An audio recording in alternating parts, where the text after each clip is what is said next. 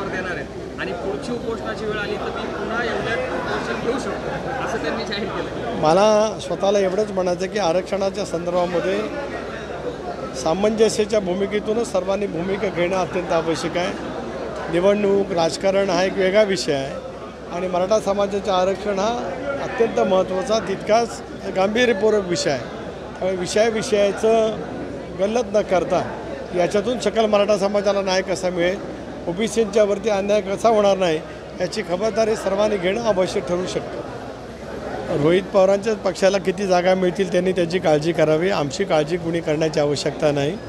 महायुतीमध्ये कशा जागा मिळवायत, पक्षाचं स्थान किती आहे हे निश्चितपणे आम्हाला माहिती आहे। आगामी येणाऱ्या निवडणुकीला आपल्याला ते पाहायला मिळेल। मराठा आरक्षणावरती शरद पवार साहेबांनी एक असं स्टेटमेंट दिलेलं आहे की जरांगे आणि भुजबळांना एकत्र बसून त्यावरती निर्णय घ्यावा, काय वाटतं? पवारसाहेब तर देशाचे वरिष्ठ नेते आहेत। राज्यातील मराठा आरक्षणाच्या संदर्भामध्ये जे काही आज सामाजिक गरीब निर्माण झाल्याचं एक चित्र पाहायला मिळतं आहे, अशा वेळेला सर्वांनी सामंजस्याने या विषयावरती एकमत करावं असं आमचं स्वच्छ म्हणणं आहे। राष्ट्रवादी काँग्रेस पक्षाची सुरुवातीपासूनची भूमिका आहे की मराठा समाजाला आरक्षण मिळालं पाहिजे। मराठा समाजाला आरक्षण मिळत असताना ओबीसीच्या आरक्षणाला धक्का न लावता त्या ठिकाणी आरक्षण दिलं गेलं पाहिजे। हे आरक्षण महायुतीच्या सरकारने 10% दिलेलं आहे।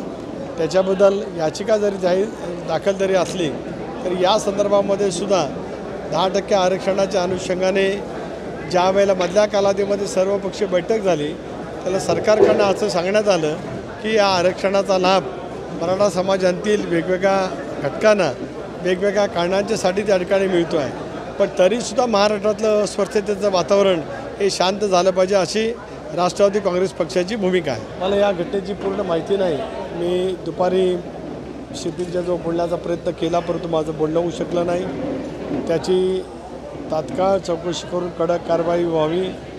महिला आयोगाच्या अध्यक्षासुद्धा इथेच उपस्थित आहेत, त्यांनी महिला आयोगाने सुद्धा याची गांभीर्याने त्या ठिकाणी नोंद घ्यावी आणि अशा पैकी कृत्य करणारा नराधमांना कडक शासन त्या ठिकाणी झालं गेलं पाहिजे अशी राष्ट्रवादी काँग्रेस पक्षाची भूमिका आहे।